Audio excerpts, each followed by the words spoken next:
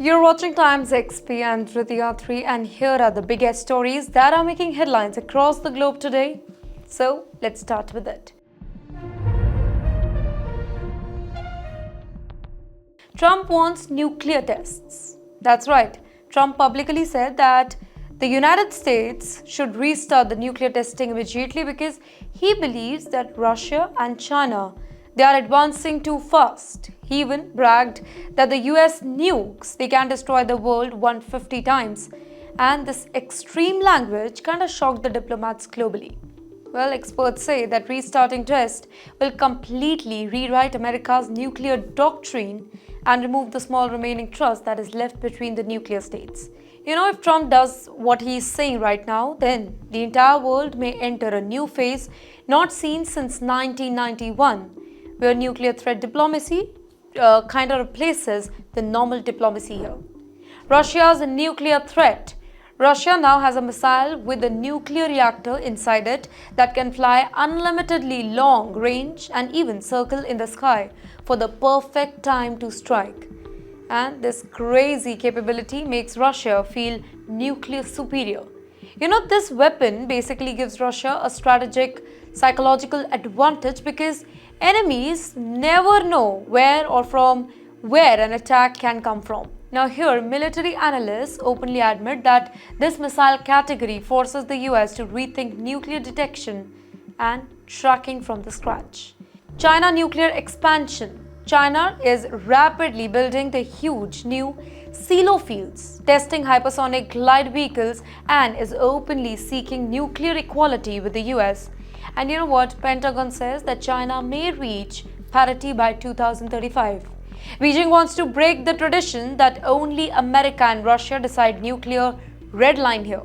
China wants to enter that table as a third equal superpower, and nuclear parity is the ticket to that particular table. Nuclear testing risk. Restarting nuclear tests will break decades of global agreement and instantly push other nations to match the test, triggering a new arms race where no country trusts each other. Once one country breaks the treaty, every single country will say that if they don't follow rules, why should we? Well, this is the type of domino chain that historically leads to uncontrolled escalation.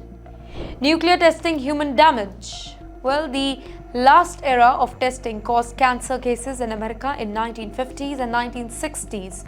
Radiation destroyed entire communities.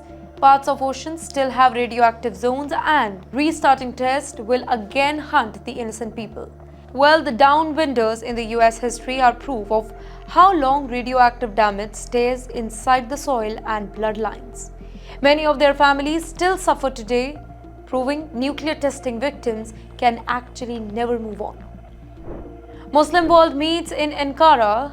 Saudi, Qatar, UAE, Jordan, Pakistan, Indonesia all came to Ankara to discuss who controls the Gaza's future in the high-level closed doors.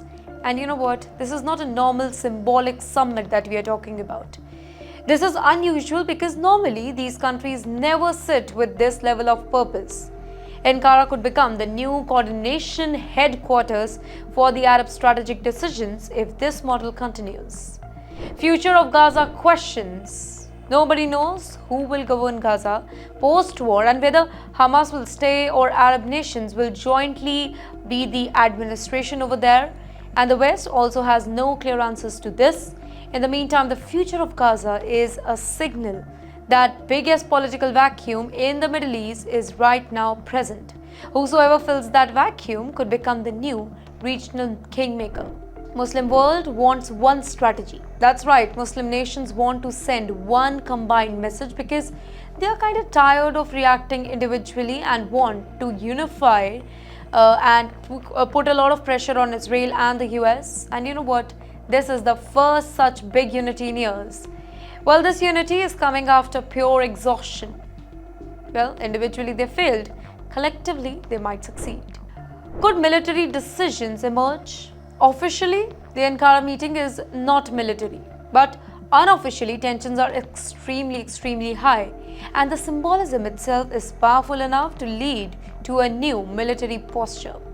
Even without announcing it, this level of meeting can produce military alignment through indirect signals. Armies act when politicians create the emotional climate, and this is that climate.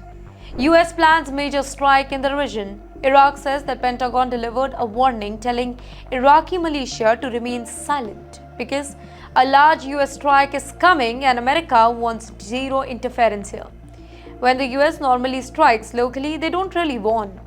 Here, they warn because they fear a chain reaction of militia revenge across the border.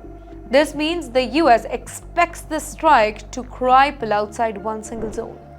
Target: Iran-backed groups. That's right. The planned US strikes is aimed at Iran-backed militia who attacked US bases. Washington is very angry and wants to retaliate, and Israel is likely to support this move.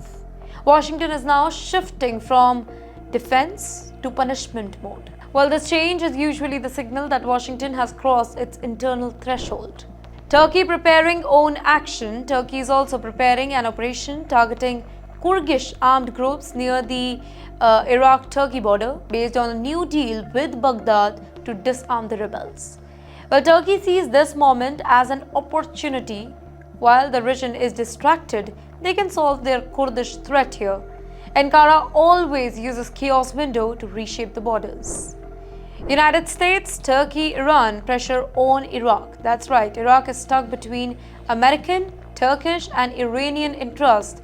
It doesn't want to become a battlefield, but the geography and the enemy network around it make it almost impossible. Iraq's biggest curse is its location, right? Every major regional force touches it. Now in the Middle East, geopolitics geography is destiny and Iraq's destiny is constant pressure. Trump on Venezuela. Trump recently refused to deny secret United States military action planning against Venezuela.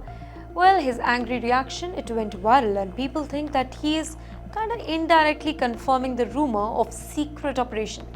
Trump never answers such questions calmly, right? Which increases a lot of suspicion here. Now, if Venezuela becomes a theater, Latin America could unify against Washington. United States Navy in Caribbean. The US Navy has all of a sudden increased patrol in the Caribbean, which is clearly not their routine, and it looks like a pre-strike positioning. While the Pentagon always move assets before political decisions are announced, in the meantime, the ships moving first is the signature of a serious plan. Russia, China, Iran versus the US. Venezuela is supported and financed by Russia, China and Iran, and the US sees this as a threat, and this confrontation could escalate into a global conflict. Well, these three countries want to create a second Cuba condition just to irritate America's permanent place over there. And this is why the Caribbean now matters again in 2025. Hamas back inside IDF zone. Reports say that Hamas fighters slipped back into zones that Israel previously secured through underground tunnels, embarrassing the IDF, who claims that those areas are cleared. You know what? This shows that Israel cannot fully control Gaza above ground until it destroys the world under Gaza. That is the tunnel. Gaza is not any flat land. It is a multi-level battlefield. Netanyahu versus the US. Netanyahu now openly says that Israel does not ask US permission and only informs Washington of actions, showing a new defiant hardline here. While he is building his personal legacy as a leader who didn't bend. Now this defiance signals Israel might act alone even if the US says no. Israel warns Hezbollah and Houthis. Israel says that this war will not remain limited to Gaza and that northern and southern fronts are possible, making the region extremely nervous. You know, when Israel openly mentions the multi-front war, insurance companies freeze war risk policies, and this is how serious such statements actually are. Israel's secret prison scandal. Leaked videos from Sadet Temin. It shows Palestinians abused in detention and the world is comparing it to Guantanamo Bay, causing huge outrage. Now this scandal is creating diplomatic damage that weapons cannot fix. Israel is losing the information war here. Netanyahu calls scandal PR problem instead of Addressing the human rights, Netanyahu only complained about the image damage, angering Israelis and global activists even more. Now, this reaction was the biggest political error that he could make because it framed him as a cold man. Even his own voters felt shocked. Whistleblower disappeared. The ex-military legal official who leaked the information disappeared mysteriously and was later found alive, making suspicion higher than the video exists. This whistleblower vanished. It normally means that the rot is deeper. Well, the fear is now is this: what is still hidden? Scandal ahead of Lebanon plan. Israel is considering a winter operation against Lebanon, while Europe is watching closely. So this scandal arrives at a worst possible diplomatic timing for Netanyahu. Here, Europe may now slow or maybe block diplomatic support. Also, the timing is everything, and Netanyahu's timing couldn't be worse. Erica Kirk returns to public. Erica Kirk, widow of Charlie Kirk, returned to public at a Turning Point event and hugged J.D. Vance in an emotional moment. This was supposed to be a healing moment for her, but instead it turned out to be a weaponized content within an hour.